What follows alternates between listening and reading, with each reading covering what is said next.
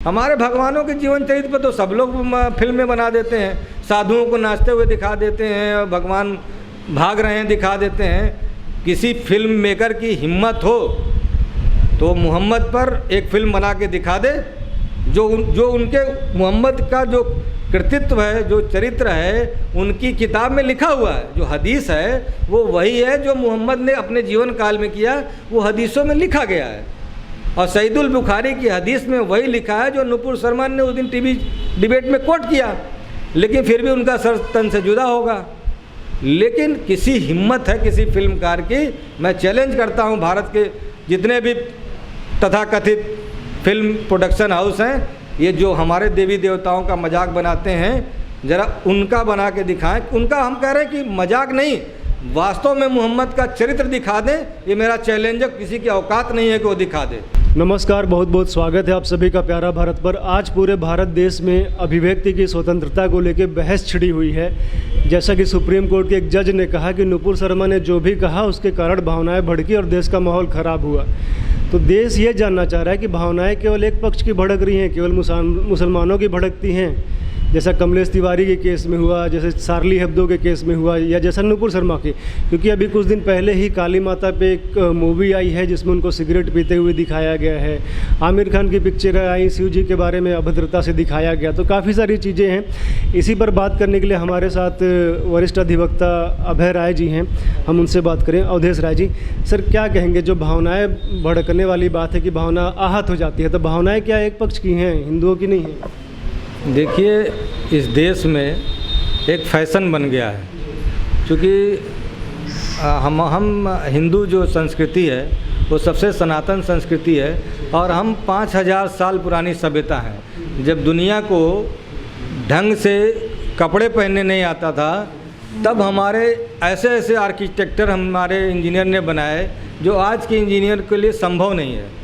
आप तमाम दक्षिण भारत के मंदिरों को देखिए, तमाम ऐसी सोमपुरा की जो कलाकृतियाँ देखिए, चोल वंश द्वारा बनवाए, इतने हमारे मतलब जो प्राचीन धरोहरें हैं, ऐसी ऐसी चीज़ें बनाए हैं उन्होंने कि दुनिया तब ठीक से कपड़ा नहीं पहनना जानती थी, खाना नहीं खाना जानती थी, भोजन पकाने की उनको तमीज़ नहीं थी। तो हमारी सहिष्णुता का नाजायज़ फ़ायदा, हमने किसी पर आक्रमण नहीं किया, हमने सबको समाहित किया। सनातन ने सबको गले लगाया। दुनिया में जैसे पारसी हैं, पारसी विश्व के नक्शे से ख़त्म हो गए, केवल भारत में बचे हुए हैं। जब ईरान से भागे वो कुछ लोग नावों पर बैठ करके, तो हमारे गुजरात के एक राजा ने उनको शरण दिया और उनको ज़मीनें दी अपने राज्य की, और उनको एक दर्जा दिया। हमारे जो अभी नुपुर शर्मा के केस में माननीय न्यायमूर्ति पारदीवाला हैं, वो उसी पारसी समुदाय से आते हैं जो 4 पीढ़ी पहले भारत आए थे, और आज हमारे माननीय सर्वोच्च मतलब न्यायालय के न्यायाधीश हैं। तो हमने सबको गले लगाया, दुनिया को हमने वसुधैव कुटुंबकम का संदेश दिया। लेकिन हमारे उस सहिष्णुता का, हाँ, सर्वे भवन्तु सुखिनः सर्वे सन्तु निरामया, हाँ, सभी का कल्याण हो, हमने अधर्म का नाश हो, धर्म की जय हो, अधर्म का नाश हो। हमने ये नहीं कहा कि इस्लाम का नाश हो, ईसाइयत का नाश हो, कन्फ्यूशियस का नाश हो, हमने नहीं कहा। हम तो बुद्ध भी हमारे देश में हुए, महावीर भी हमारे देश में हुए, दुनिया में जहाँ जहाँ फैल करके उन्होंने संदेश दिया। आज बुद्धिस्टों के 12 देश हैं। भगवान बुद्ध कहाँ पैदा हुए थे? हमारे यहाँ पैदा हुए, हमारे उत्तर प्रदेश में पैदा हुए थे।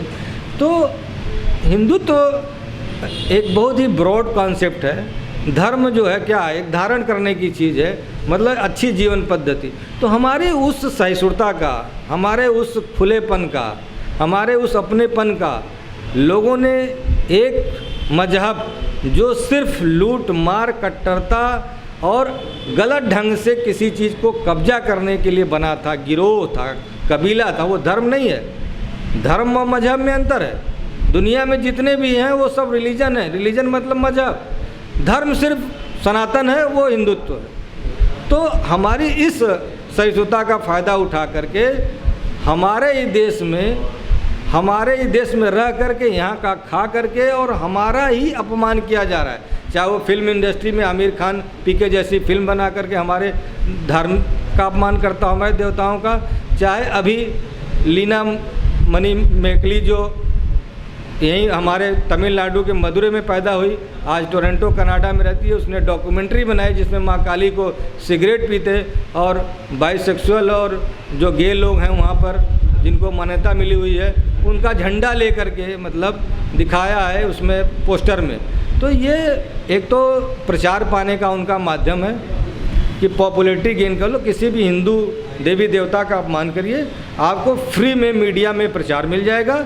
और एक वर्ग सिर्फ इसलिए उसको देखेगा कि उसे हिंदुत्व का अपमान करना है। तो वामपंथी और जो जिहादी गठजोड़ है ये सब जगह फैला है, सोशल मीडिया में भी ये घुसे हुए हैं। तो ये सब लोगों ने ऐसा नैरेटिव बना रखा है कि हिंदुत्व का अपमान करना जैसे इनका संवैधानिक अधिकार हो।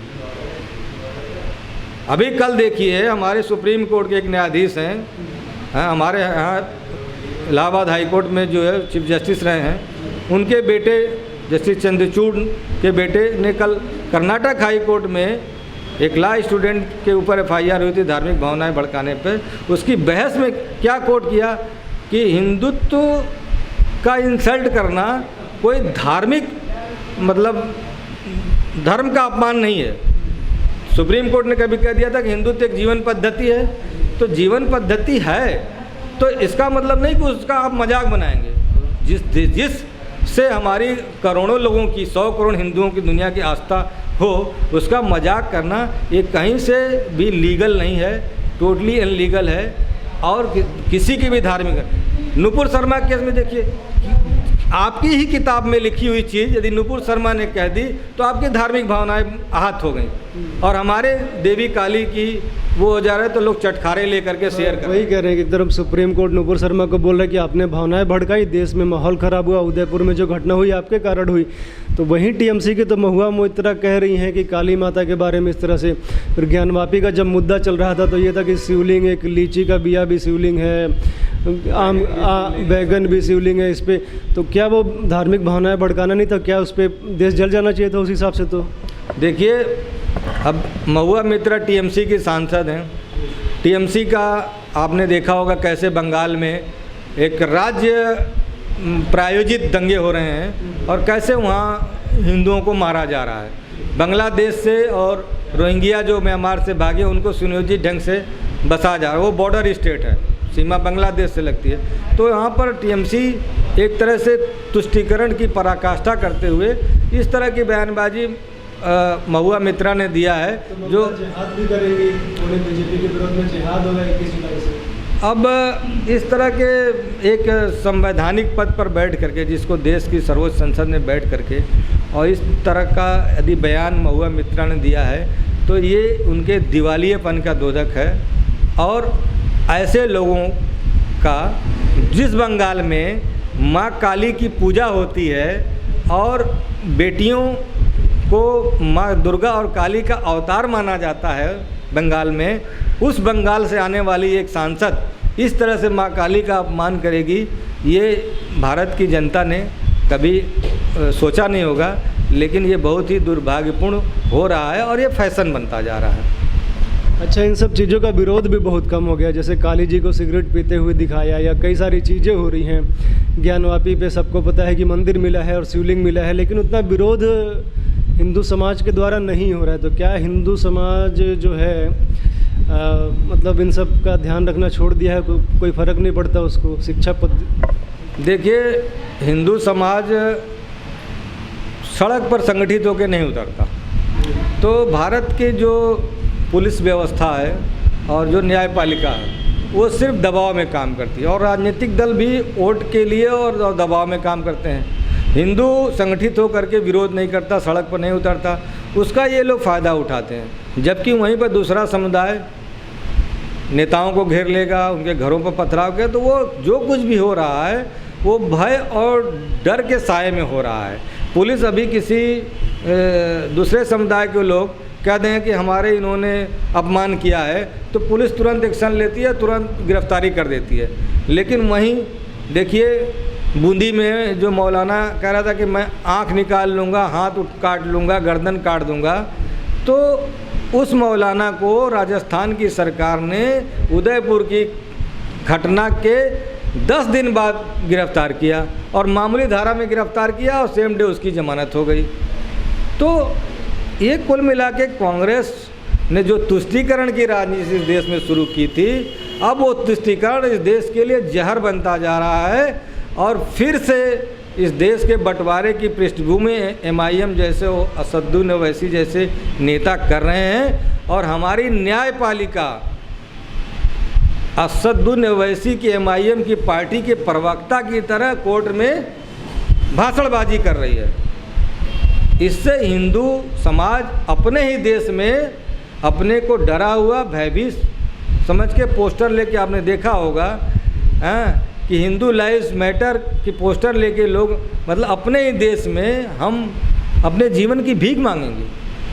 कश्मीर से मार के भगा दिया गया हिंदुओं को और अब हिंदुस्तान को भी कब्जा करने की नीयत से इस तरह की चीज़ें हो रही हैं और इसमें बहुत ही अंतर्राष्ट्रीय षड्यंत्र है जिसमें पाकिस्तान से लेके चीन तक शामिल हैं। ये जो कुछ जो चीज़ें हो रही हैं ना, ये हिंदुस्तान में चूँकि सरकार जो अभी इस समय चल रही है नरेंद्र मोदी की, आप माने या ना माने, देश को इतने कोविड के बाद तमाम इस सब चीज़ों के बाद देश विकास के रास्ते पर है, देश तरक्की कर रहा है, सड़कें बना रहा है बॉर्डर तक, सेना को मजबूत किया है, अपनी वायु सेना से लेकर सारी सेनाएं हमारी मजबूत हो रही हैं और हमारे अंदर आपने देखा हो कभी यूपीए के ज़माने में मनमोहन सिंह की सरकार में कि जगह जगह बम फटे करते थे, लेकिन आपने देखा होगा कि 7 साल से कहीं पर किसी शहर में हिंदुस्तान के ISI के इशारे पर कोई बम विस्फोट नहीं हुआ, कोई निर्दोष नहीं मारा गया। तो ये चाइना और पाकिस्तान ये सब मिलके जितने हमारे दुश्मन देश हैं ये षड्यंत्र रच रहे हैं और फंडिंग कर रहे हैं और इस देश में जुबैर जैसे लोगों को फंडिंग करके और देश में आग लगाई जा रही है और हिंदू मुस्लिम दंगे भड़का के इस देश की इकोनॉमी और इस देश के विकास को रोकने का ये सब षड्यंत्र है।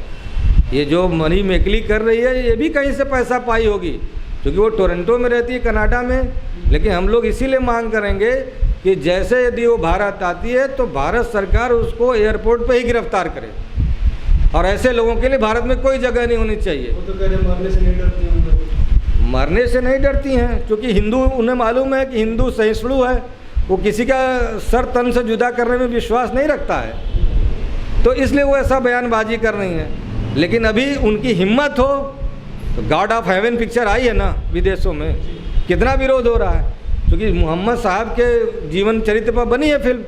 हमारे भगवानों के जीवन चरित्र पर तो सब लोग फिल्में बना देते हैं, साधुओं को नाचते हुए दिखा देते हैं, भगवान भाग रहे हैं दिखा देते हैं। किसी फिल्म मेकर की हिम्मत हो तो मोहम्मद पर एक फिल्म बना के दिखा दे जो उनके मोहम्मद का जो कृतित्व है, जो चरित्र है, उनकी किताब में लिखा हुआ है। जो हदीस है वो वही है जो मोहम्मद ने अपने जीवन काल में किया, वो हदीसों में लिखा गया है।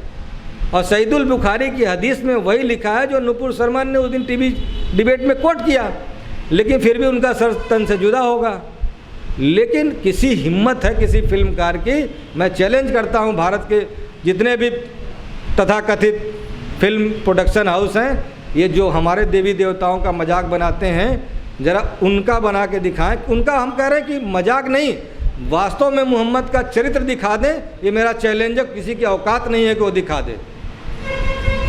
देश में पहली बार ऐसा हुआ कि जो तालिबान है, अलकायदा है या सुप्रीम कोर्ट है, तीनों सेम पेज पे हैं। जो सुप्रीम कोर्ट के जज कर रहे हैं वही तालिबान भी प्रशंसा कर रहा है कि आप बिल्कुल ठीक कर रहे हैं। तो वही तो कि मतलब हमने अभी थोड़ी देर पहले आपसे कहा कि माननीय न्यायमूर्ति का जो कथन था वो ऐसे लग रहा था जैसे MIM का प्रवक्ता बोल रहा हो।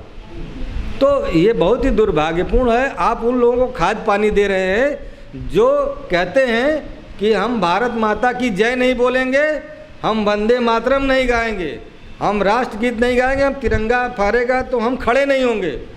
तो ऐसे लोग जो धर्म के नाम पर देश ले चुके हैं और फिर भी उनको इस देश में मान सम्मान और रहने पूरी आज़ादी दी गई, आज़ादी ही नहीं दी गई, उनको संविधान में स्पेशल प्रिविलेज दिया गया और उस स्पेशल प्रिविलेज का वो फ़ायदा उठा रहे हैं। संविधान ने, भारत के संविधान में सिर्फ अल्पसंख्यकों को धार्मिक संरक्षण का अधिकार है।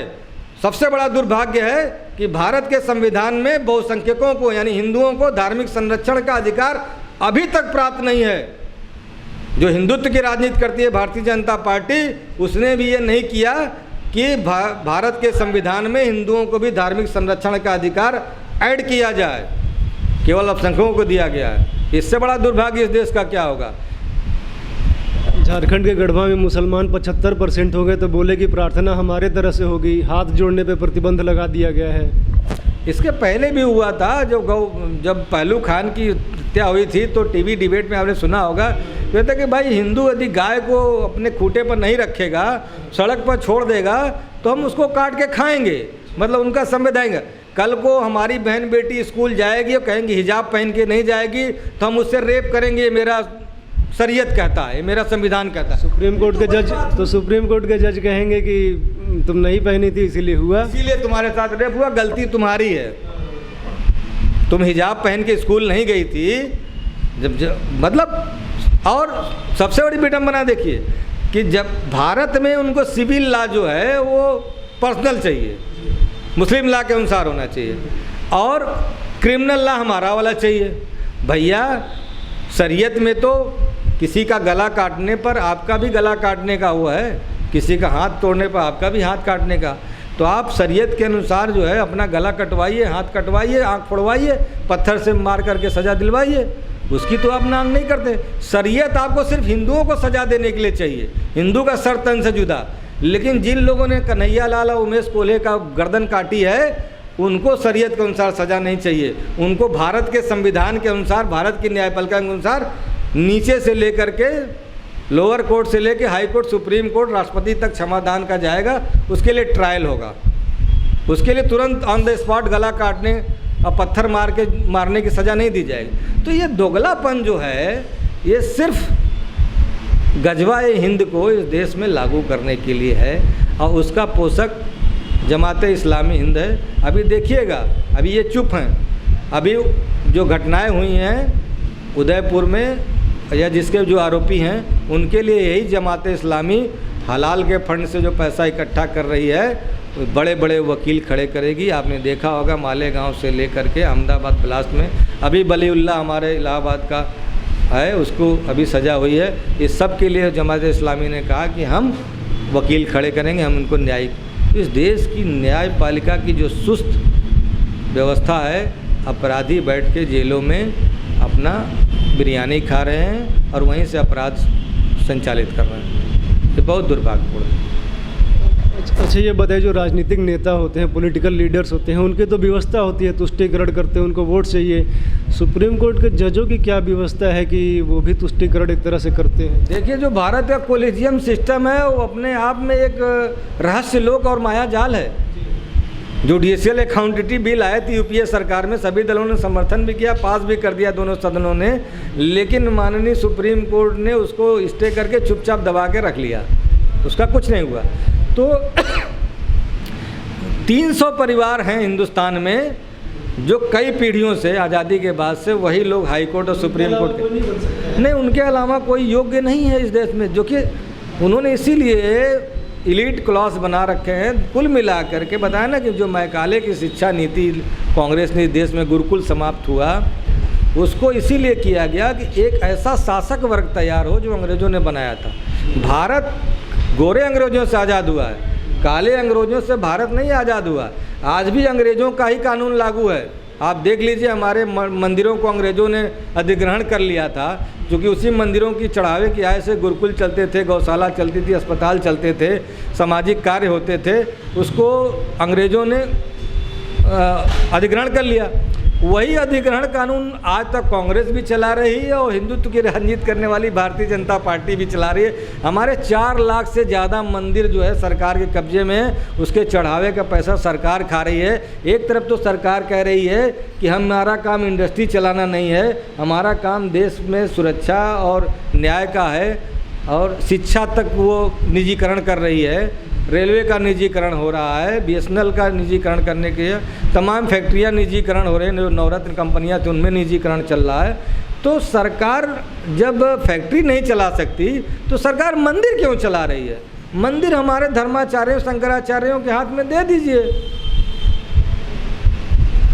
ये मतलब बहुत ही दुर्भाग्य है कि इस देश में जो सच बोलेगा वो उसको अंदर कर दिया जाएगा, और माननीय जो बैठे हुए हमारे संसद में, और ये जो कॉलेजियम सिस्टम की आपने बात की, ये सब गठजोड़ है। हम तुम्हारे बेटे को रिलीफ देंगे, तुम मेरे बेटों को रिलीफ देना, हम तुम्हें रिलीफ देंगे, तुम हमको राज्यसभा भेज देना, हमारे लड़के को जज बना देना। कॉलेजियम सिस्टम एक माया जाल है जिसमें लोअर मिडिल क्लास और मिडिल क्लास का बच्चा कितना भी मेधावी हो, वो हाई कोर्ट और सुप्रीम कोर्ट का जज नहीं बन सकता। ये इस देश का जो काले अंग्रेजों ने जो पॉलिसी बना रखी है कि हमारा ही बेटा राज करेगा, नेता का ही बेटा विधायक का टिकट पाएगा, आम आदमी केवल पिसेगा, केवल टैक्स देगा और अपने रोज़मर्रा के कामों में उसको इतना उलझा के रखो कि देश की नीतियों के बारे में वो सवाल न पूछे। बहुत बहुत धन्यवाद सर हमसे बात करने के लिए। आप लोग जुड़े रहिए, देखते रहिए प्यारा भारत। धन्यवाद आप सभी का।